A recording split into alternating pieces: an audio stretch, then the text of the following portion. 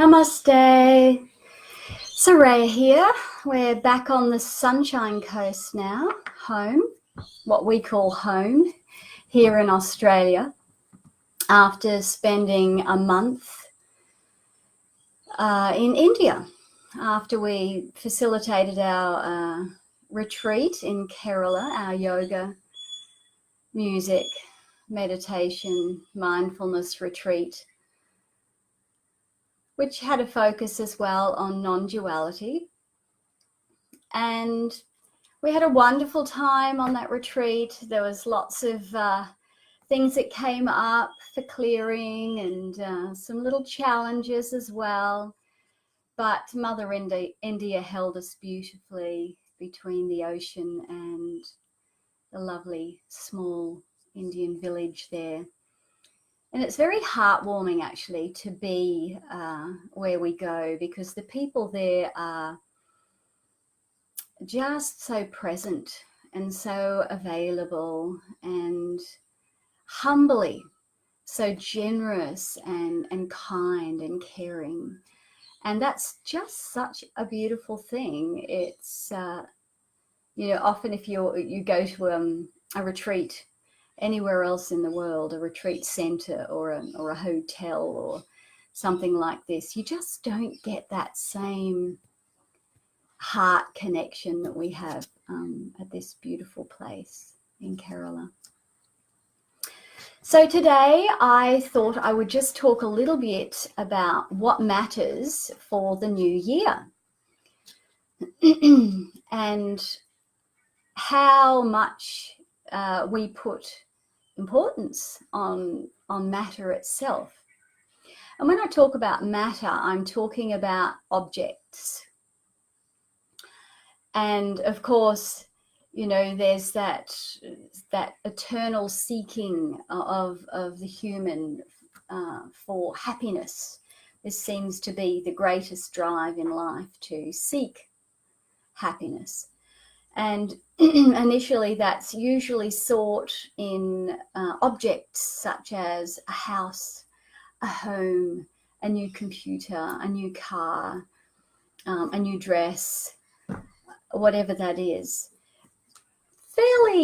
Fairly shortly, though, most deep thinkers realize that objects and the joy and happiness that an object brings is fairly short-lived, and they're back exactly where they started again with just this.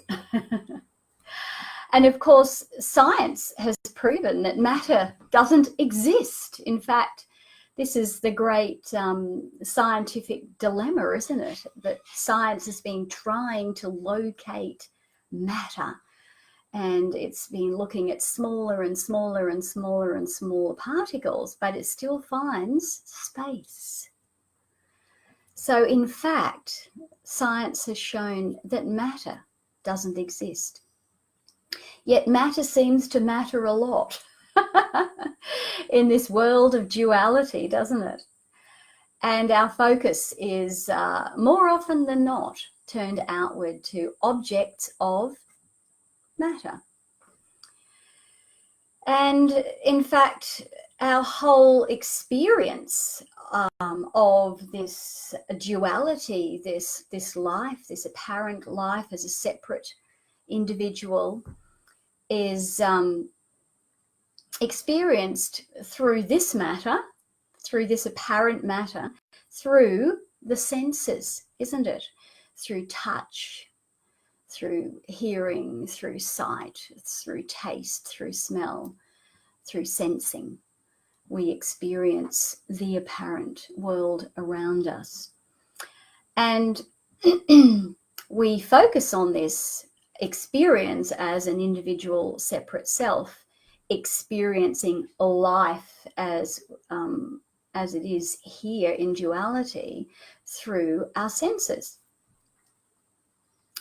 But of course, this can and is often the whole experience during a lifetime, until something wakes up inside and realizes that this is actually consciousness. There's only one thing going on here, one thing, and that is consciousness expressing as multiplicity through all beings, through all apparent life, through all apparent objects, and that our true identification actually sits back with this consciousness, which is then expressing through this wonderful conduit or temple of body and senses, experiencing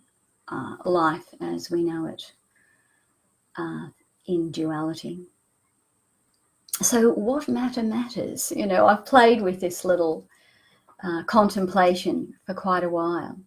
Well, in the end, life is unfolding as it does. We think we have control. Well, we don't. We think we are the thinker, yet we are not. Thought arises, and then we claim it. We think we're making decisions in our life, yet decisions are actually made. And again, science has shown us this in modern times, haven't they? That the thought arises first, then it's claimed. Yet we think we're the thinker. Very interesting choice of words there, Soraya. We think we're the thinker. In observing words can get us quite muddled, can't they? They can even create confusion in itself. So I'm explaining the inexplicable through words which are inadequate. But still we do our best to do that, don't we? And I love to share.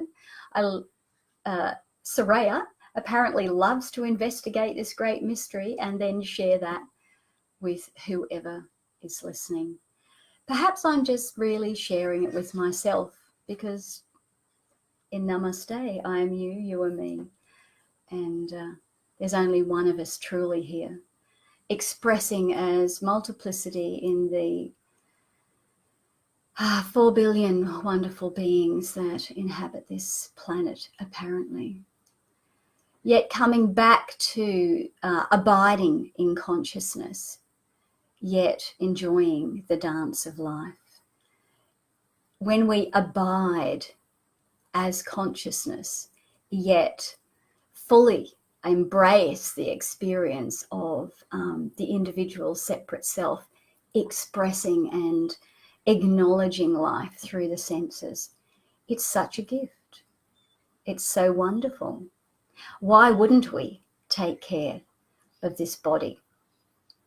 Why wouldn't we take care of this wonderful earth? This is the dance that we've been offered. This is what consciousness, this is the job that consciousness has given us, which is unfolding in front of us, apparently, right now.